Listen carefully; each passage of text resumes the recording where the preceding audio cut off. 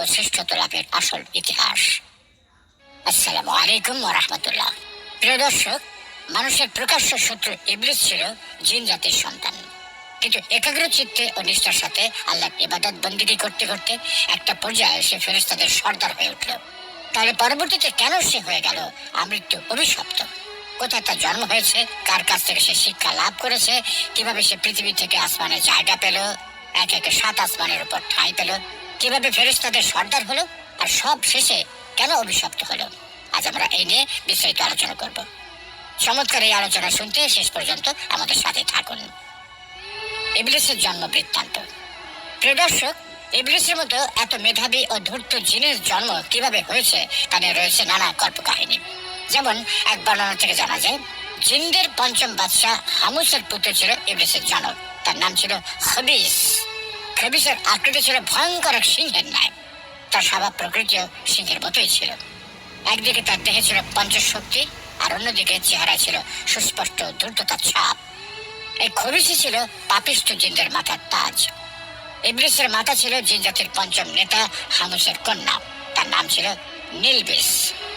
নিলবিস জিন দেখতে ঠিক একটা নেকড়ে বাঘের মতো। তার প্রকৃতিও ছিল অবিকল নেকড়ের ন্যায়। আগুনের সৃষ্টি খবিস ও নিবলিসের মিলনে ইবলিসের জন্ম হয়। সুতরাং পিতা, মাতা ও আগুন, এই ত্রিসত্তার স্বভাব ও প্রকৃতির সম্পূর্ণ প্রভাব ইবলিসের চরিত্রে নিহিত ছিল। ইবলিসের পিতার এক বন্ধু ছিল সার্বক। সে ছিল সর্ববিদ্যা পারদর্শী। খবিস পুত্র ইবলিসের শিক্ষা দীক্ষার ভার উক্ত বন্ধুর হাতে অর্পণ করল। ইবলিস ছিল অতিশয় মেধাবী ও স্মৃতিশক্তি সম্পন্ন। সুতরাং কোনো পার্টি তাকে একাধিকবার বলে দেওয়ার প্রয়োজন হতো না। সে একবার যা শুনতো তাই চিরদিনের জন্য মনে রাখত। ফলে সার্বকের মনে ইবলিস সম্পর্কে অত্যন্ত উচ্চ ধারণা জন্মেছিল। তাকে পড়াতে শুরু করে সে তার বন্ধু খবিসকে লক্ষ্য করে প্রায় বলতো, বন্ধু, তোমার পুত্রের ভেতর যে লক্ষণ দেখছি তাতে মনে হচ্ছে সে ভবিষ্যতে নিশ্চয়ই এক বিখ্যাত ব্যক্তিত্বে পরিণত হবে। আমার শিক্ষকতা জীবনের 26,000 বছরের মধ্যে তোমার পুত্র ইবলিসের মতো এত তীক্ষ্ণ স্মৃতিশক্তি সম্পন্ন ও বুদ্ধিমান ছাত্র আমার হস্তার দ্বিতীয়টি পড়েনি। কিন্তু দুঃখের বিষয় হলো, তোমার পুত্রটি অত্যাধিক বেয়াদব, অহংকারী এবং ভীষণ একগুঁয়ে। এটা তার ভবিষ্যতের জন্য সুখকর নয়। তবে সে যাই হোক, ইবলিসের ভাগ্য কিন্তু সুপ্রসন্ন। ইবলিসের আসমানে আগমন। মূলত মানুষ সৃষ্টির পূর্বে পৃথিবীতে কেবল জিনদের রাজত্ব ছিল। তারা আল্লাহর অবাধ্যচরণ করে পৃথিবীকে পাপাচারে পূর্ণ করে ফেলেছিল। এইসব দেখে আল্লাহ ফেরেশতাদের নির্দেশ দিলেন জিনদের ধ্বংস করে ফেলতে এবং কিছু ভালো জিনদের অন্যত্র সরিয়ে নিতে। ফেরেশতারা সমস্ত জিনদের নিধন করতে শুরু করে। এই জিন নিধনের সময় ইবলিস ছিল শিশু। সুদর্শন ইবলিসকে দেখে ফেরেশতারা মায়ায় পড়ে গেল। স্নেহবশত হত্যা না করলে উল্টা তাকে লালন পালন করার জন্য আল্লাহর নিকট অনুমতি কামনা করে। আল্লাহর কাছে তারা প্রার্থনা করলো যেন তাকে রেহাই দেওয়া হয়। আল্লাহ মুচকি হাসলেন। তিনি ফেরেশতাদের প্রার্থনা মঞ্জুর করলেন। অনুমতি পেয়ে ফেরেশতারা ইবলিসকে আসমানে নিয়ে যায়। ফেরেশতারা তাকে প্রথম আসমানে নিয়ে নিজেদের প্রকৃতি ও স্বভাব অনুযায়ী আল্লাহর ইবাদত বন্দেগীর নিয়ম কানুন শিক্ষাদান করলো। ইবলিস স্বীয় প্রতিভা বলে অনায়াসে ও অল্প সময় শিক্ষা লাভ করে দীর্ঘ 1000 বছর প্রথম আসমানে আল্লাহর ইবাদত করলো। সেখানকার ফেরেশতারা তার ইবাদতে একাগ্রতা ও নিষ্ঠা দেখে অবাক হয়ে বলতে লাগলো, আমরা ফেরেশতারা জাতি কেবল আল্লাহর ইবাদতের জন্যই সৃষ্টি হয়েছি। একমাত্র ইবাদতই আমাদের শিক্ষা দীক্ষা ও ধ্যান ধারণা সবকিছু। ইবাদতই আমাদের একমাত্র কাজ। তো কি আশ্চর্য, ইবলিস আমাদের কাছে ইবাদতের কায়দা কারণ শিখেছে, ইবাদত করছে, তাতে তার ইবাদতের তুলনায় আমরা নিজেদেরকে তো মোটেই ইবাদতকারী বলতে পারি না। আমাদের ফেরেশতাকুলের মধ্যে তো কাউকে এমন ধারায় ও এমন নিবিড় ভাবে কখনোই ইবাদত করতে দেখিনি। মনে হচ্ছে এখন এর কাছে আমাদের অনেক কিছু শেখার আর বোঝার আছে। ফেরেশতারা তার ইবাদত বন্দেগী দেখে এত মুক্ত হলো, তারা ইবলিসের নামকরণ করলো খাসে। ইবলিস প্রথম আসমানে 1000 বছর ইবাদতের পর দ্বিতীয় আসমানের ফেরেশতারা অতি আদর করে তাকে নিজেদের কাছে নিয়ে গেল। ইবলিস দ্বিতীয় আসমানে পৌঁছেও পূর্বাপেক্ষা আরো বেশি পরিমাণে ইবাদতে মশগুল হলো। এই আসমানের ফেরেশতারা তার ইবাদত দেখে তাকে ধন্য ধন্য করতে লাগলো এবং শতমুখে তার প্রশংসা করতে লাগলো। তারা ইবলিসের নামকরণ করলো আবেদ। তৃতীয় আসমানে 1000 বছর অবস্থানের পর তৃতীয় আসমানের ফেরেশতারা তাকে নিয়ে গেল। তৃতীয় আসমানে এসে সে আরো বেশি পরিমাণে পরম একাগ্রতা ও মনোযোগের সাথে আল্লাহর ইবাদত শুরু করে দিল। সে এখানেও 1000 বছর ইবাদত করলো। এখানে ফেরেশতারা তার ইবাদতে মুগ্ধ হয়ে তার নাম রাখলো কি অলি। তারপর চতুর্থ আসমানে ফেরেশতারা আল্লাহর অনুমতি লাভ করে ইবলিসকে চতুর্থ আসমানে নিয়ে গেল। ইবলিস এখানেও অত্যন্ত একাগ্রতার সাথে দীর্ঘ 1000 বছর আল্লাহর ইবাদতে মশগুল রইল। এখানকার ফেরেশতারা তার ইবাদতে খুশি হয়ে নাম রাখল সালেহ। এইভাবে অবশিষ্ট সকল আসমানে উন্নীত হয়ে প্রত্যেক আসমানে 1000 বছর করে ইবাদত করল। তখন পুরো ফেরেশতা জগৎই তার প্রশংসায় মুখরিত হয়ে গেল। সকল ফেরেশতার সন্তুষ্টির ফলে সে সপ্তম আসমানে উপনীত হয়ে পরম সুখে শান্তিতে বসবাস শুরু করল। ইবলিস ফেরেশতাদের নিকট থেকে আদব কায়দা এবং ইবাদতের রীতিনীতি শিখেছিল। অত্যন্ত মেধাবী হওয়ায় যার শিক্ষা লাভ করত তার কোনো কিছু আর ভুলত না। সুতরাং অতি অল্প সময়ে ফেরেশতাদের নিকট হতে সে সর্ববিষয়ে এত বেশি অভিজ্ঞতা অর্জন করলো যে এখন তার ওস্তাদ ফেরেশতাদের তুলনায় তার জ্ঞানী বেশি হয়ে গেল। তদ্রূপ ফেরেশতাদের ইবাদতের পরিমাণ অপেক্ষা তার ইবাদতের পরিমাণ অনেক বেশি বৃদ্ধি পেল। 7 আসমান ও জমিনের এমন একটি স্থানও বাকি থাকলো না যেখানে ইবলিসের সিজদা পড়েনি। ফেরেশতারা ইবলিসের ইবাদত বন্দেগী দেখে উপলব্ধি করতে লাগলো যে ইবলিসকে তারা শিক্ষাদান করেছে, এখন সেই ইবলিসের কাছে তাদের অনেক কিছু শেখার আছে। তাই তারা সকলে আল্লাহর দরবারে আবেদন করলো, হে আল্লাহ, তুমি তোমার প্রিয় ইবলিসকে যদি আরো সে মোয়াল্লার কাছে উঠিয়ে আনো তবে আমরা তার কাছ থেকে অনেক মূল্যবান উপদেশ শুনে অনেক কিছু শিখতে পারতাম, কেননা সে আমাদের অপেক্ষা অনেক বেশি জ্ঞান অর্জন করেছে। মহান আল্লাহ পাক ফেরেশতাদের এই আবেদন মঞ্জুর করে ইবলিসকে আরশে মুআল্লার নিকট নিয়ে আসলেন। আরশে মুআল্লার কাছে রয়েছে ইয়াকুত নির্মিত একটি সুউচ্চ মিম্বার। ইবলিস উক্ত মিম্বারে আল্লাহর ইবাদতে রত হলো। অবসর সময় সে ফেরেশতাদেরকে ওয়াজ নসিহত করতে লাগলো। ফেরেশতারা তার ওয়াজ ও অমূল্য উপদেশ শুনে মুগ্ধ হয়ে সকলে তার প্রশংসা করতে লাগলো। শেষ পর্যন্ত সে ফেরেশতাগণের শিক্ষক নামে পরিচিত হয়ে গেল। ইবলিসের দুনিয়ায় আগমন।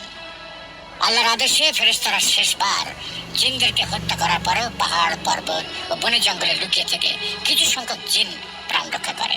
ক্রমে তাদের বংশ বৃদ্ধি পেয়ে আবার জিনদের দিয়ে জগৎ পরিপূর্ণ হয়ে গিয়েছিল। কিন্তু তাদেরকে হেদায়েত করার জন্য পয়গম্বর বা আল্লাহর দূত ছিল না, ফলে জিন জাতি ভীষণ পাপাচারী হয়ে উঠেছিল। আল্লাহ ইবলিসকে আদেশ করলেন, হে ইবলিস, তোমার ইবাদত বন্দেগী ও আমার প্রতি তোমার আনুগত্যে আমি তোমার প্রতি অত্যন্ত সন্তুষ্ট হয়েছি। এবার তোমার প্রতি আমার নির্দেশ হলো তুমি দুনিয়াতে গিয়ে তোমার স্বজাতীয় জিনদেরকে সৎ পথে প্রদর্শন করো। মহান আল্লাহর এই নির্দেশ শুনে ইবলিস বলল, হে মাবুদ, আপনার নির্দেশ আমি অবশ্যই পালন করব, তবে আমার একটা আরজ হলো আপনি আমাকে এমন ক্ষমতা দান করুন যেন সারাদিন দুনিয়াতে জিনদেরকে হেদায়েত করে সন্ধ্যা আবার আমি এখানে ফিরে এসে সারা রাত আপনার ইবাদত ও ফেরেশতাদেরকে নসিহত করতে পারি। আল্লাহ পাক ইবলিসের এই আবেদন কবুল করলেন। তখন ইবলিস অত্যন্ত আনন্দ চিত্তে দুনিয়ায় নেমে আসলো এবং জিনদেরকে হেদায়েতের কাজে আত্মনিয়োগ করলো। কিন্তু একাধারে বহুদিন পর্যন্ত সে আপ্রাণ চেষ্টা ও পরিশ্রম করা সত্ত্বেও সামান্য কিছু সংখ্যক জিন ব্যতীত প্রায় সকলে ইবলিসের বিরুদ্ধাচরণ করতে লাগলো। তখন ইবলিস আবার আল্লাহর দরবারে প্রার্থনা করলো, হে মাবুদ, আমাকে এমন ক্ষমতা দিয়ে দিন যাতে এই অবাধ্যচারী জিনদেরকে আমি সমূলে ধ্বংস করতে পারি। আল্লাহ তাআলা ইবলিসের আবেদন শুনে জিনদেরকে ধ্বংস করার জন্য আসমান থেকে অগণিত ফেরেশতা দুনিয়ায় প্রেরণ করলেন। ফেরেশতাদের সঙ্গে ইবলিসের অনুগত বহু জিনও যোগদান করল। ফেরেশতা ও ইবলিসের বাধ্যগত জিনদের আক্রমণে কিছু সংখ্যক পথভ্রষ্ট জিন সৎপথ অবলম্বন করে প্রাণ রক্ষা করল, বাকি সমস্ত পাপী জিন প্রাণ হারালো।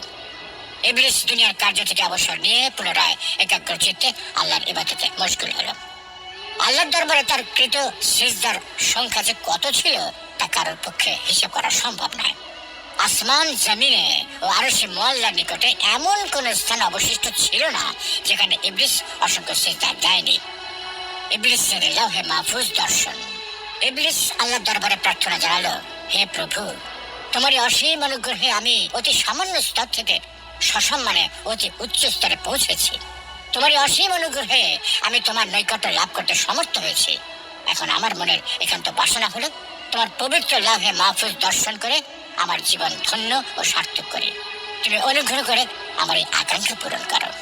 পরম দয়ালু আল্লাহ ইবলিসের প্রার্থনা কবুল করে মিকাইল ফেরেশতাকে নির্দেশ দিলেন ইবলিসকে পবিত্র লাওহে মাহফুজের একান্ত নিকটে নিয়ে দেখিয়ে আনার জন্য।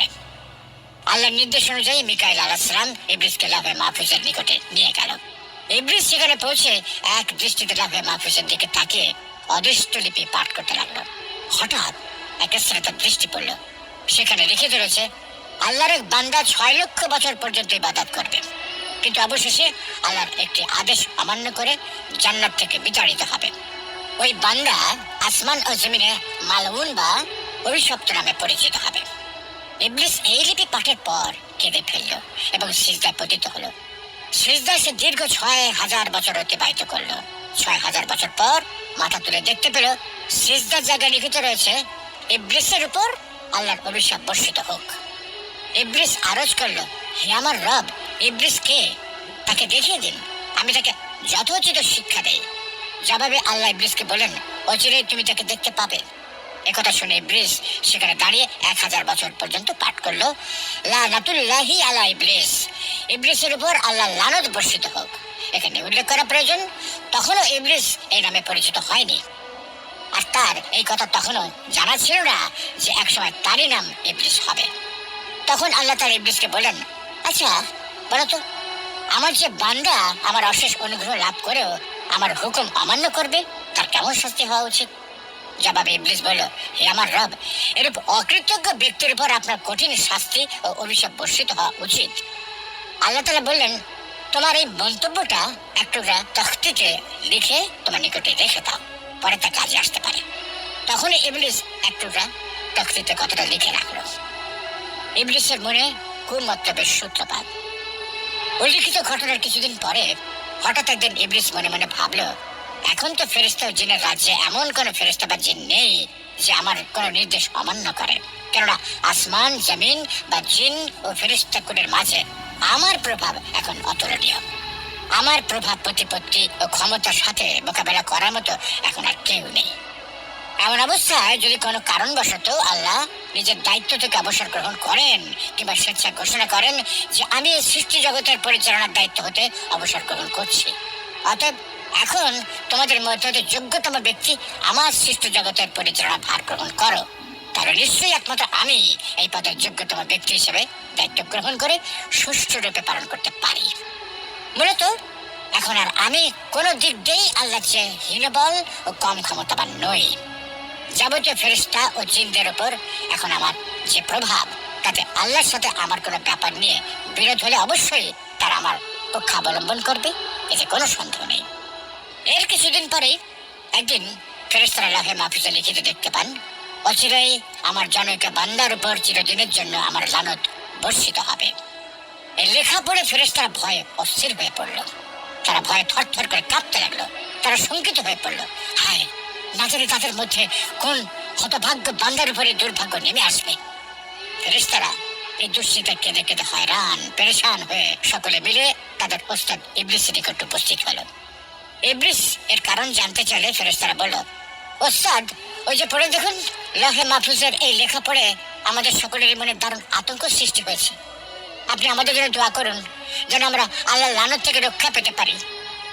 ইবলিস ফেরেশতাদের মিনতিতে তাচ্ছিল্যের সাথে মুচকি হেসে আল্লাহর দরবারে প্রার্থনা করলো, হে মাবুদ, তুমি ফেরেশতাদের কারোর উপর লানত দিও না। আল্লাহ তাআলা ইবলিসের ওই প্রার্থনা কবুল করলেন। ফেরেশতারা আল্লাহর সে নির্ধারিত গজব থেকে রক্ষা পেল। কিন্তু ইবলিস সমগ্র ফেরেশতাদের জন্য দোয়া করলো বটে, কিন্তু অহংকার বশত নিজের জন্য দোয়া করতে ভুলে গেল। এর কিছুদিন পরেও একদিন ইবলিস আরশে মুআল্লার একখানা তখতির উপর উজ্জ্বল নূরের হরফে আউযু বিল্লাহি মিনাশ শাইতানির রাজিম, বিতাড়িত শয়তান হতে আল্লাহর নিকট সাহায্য প্রার্থনা করছি লিখিত দেখতে পেল। এই লেখা পাঠ করে ইবলিস অত্যন্ত বিস্মিত হয়ে আল্লাহর নিকট জিজ্ঞাসা করলো, হে মাবুদ, কে সেই দুষ্ট পাপিষ্ঠ শয়তান যার নিকট হতে রক্ষা পাওয়ার জন্য তোমার কাছে প্রার্থনা করার কথা লিখিত রয়েছে? আল্লাহ জবাব দিলেন, তুমি শীঘ্রই তাকে চিনতে পারবে। এক পর্যায়ে আল্লাহ তাআলা মাটি দ্বারা পূর্ণাঙ্গ অবয়বে মানুষ তথা আদম আলাইহিস সালামকে সৃষ্টি করলেন। তাকে জিন তত্ত্বাবধানে শিক্ষা দীক্ষা ও জগতের সকল জ্ঞান দান করলেন। ফলে ফেরেশতাগণ আদম আলাইহিস সালামের শ্রেষ্ঠত্ব স্বীকার করে তার প্রতি সর্বোচ্চ সম্মান প্রদর্শন সূচক চেষ্টা করেন। কিন্তু ইবলিস আদম আলাইহিস সালামের শ্রেষ্ঠত্ব মেনে নিতে অস্বীকার করে।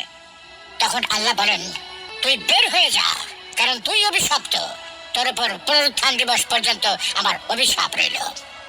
সুপ্রিয় দর্শক, এতক্ষণ ধরে আমরা ইবলিসের পিতামাতা, জন্ম, শিক্ষা লাভ, আসমানে গমন, ফেরেশতাদের কাছ থেকে ইবাদত শিক্ষা এবং কালক্রমে তার ফেরেশতাদের সর্দার হয়ে ওঠার যে গল্প শুনিয়েছি তা হয়তো কাল্পনিক, কিন্তু ইবলিস যে অত্যন্ত জ্ঞানী, গুণী ও ইবাদতকারী ছিল তাতে কোনো সন্দেহ নেই। তবে এই শ্রেষ্ঠ জ্ঞানী ও ইবাদতকারী কিভাবে আল্লাহর আদেশ অমান্য করে আমৃত্যু অভিশপ্ত হয়ে গেছে, আল্লাহর রহমত থেকে চিরদিনের জন্য বঞ্চিত হয়ে গেছে, তাতে আমাদের জন্য রয়েছে মহান শিক্ষা। আল্লাহ রাব্বুল আলামিন এ থেকে আমাদের সকলকে শিক্ষা গ্রহণের তৌফিক দান করুন। আমিন।